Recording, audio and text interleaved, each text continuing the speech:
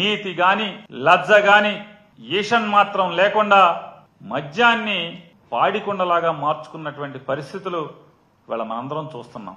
YSR Congress party ప్రభుత్వం ఉన్నటువంటి చివరి సంవత్సరంలో మరీ నీచంగా వైఎస్ఆర్ కాంగ్రెస్ పార్టీ ప్రభుత్వమే కల్తీ మద్యాన్ని వినియోగదారులకి అమ్ముతుందని చంద్రబాబు నాయుడు గారు, పవన్ కళ్యాణ్ గారు, లోకేష్ గారు పచ్చ ఛానళ్లు, పచ్చ పత్రికలు పెద్ద ఎత్తున తప్పుడు ప్రచారం చేసిన సంగతి మనందరం కూడా ఇంకా మర్చిపోలేదు.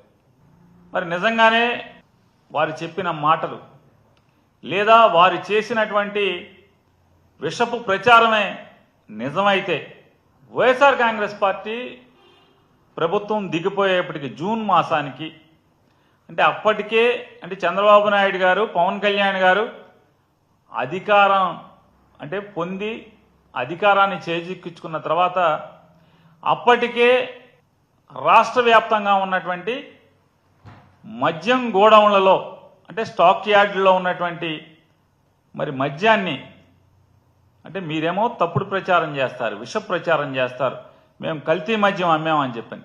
మరి అదే కల్తీ మద్యాన్ని అదే మా ప్రభుత్వంలో ఉంచినటువంటి నిల్వల్ని మీరెందుకు అమ్ముకున్నారు?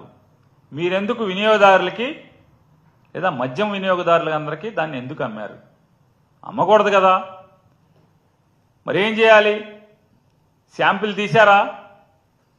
ల్యాబ్కు పంపించారా? టెస్టులు చేశారా?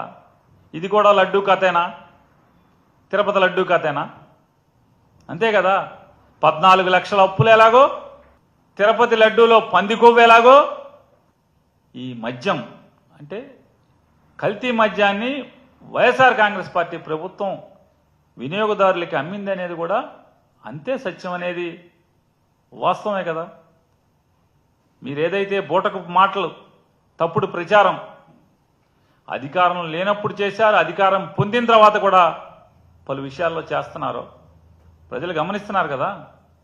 మరి నిజంగానే ఆ మద్యం గనక తప్పుడు మద్యం అయితే మీరు దీన్ని ఎలా అమ్మారు? అమ్మిన వాళ్ళందరూ, తాగిన వాళ్ళందరూ బాగానే ఉన్నారు కదా.